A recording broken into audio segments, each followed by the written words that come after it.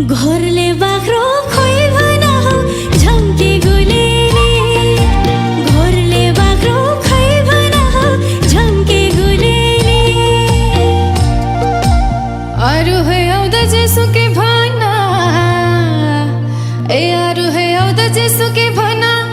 म आउँदा चाहिँ कोही भना है झम्के गुलेली म आउँदा चाहिँ कोही भना है झम्के गुलेली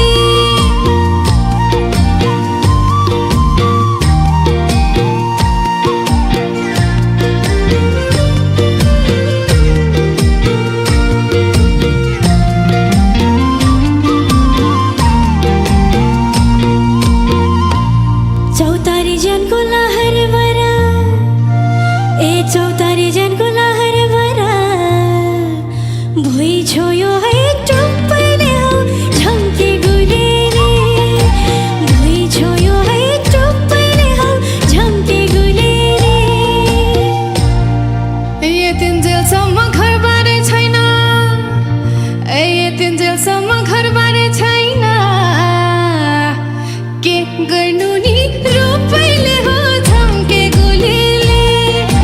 के गर्नु नि रुपैले हो झम्के गुलेली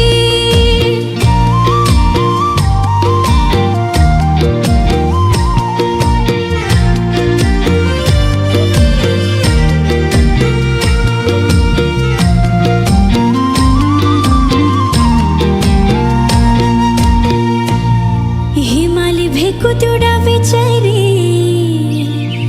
ए हिमाली भेको त्यो डाबेचरी सिमल बासमा बस्नाले हौ झम्के गुलेली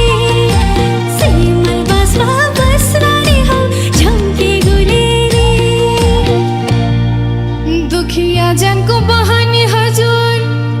ए दुखिया जनको बहानी हजुर कहाँ गई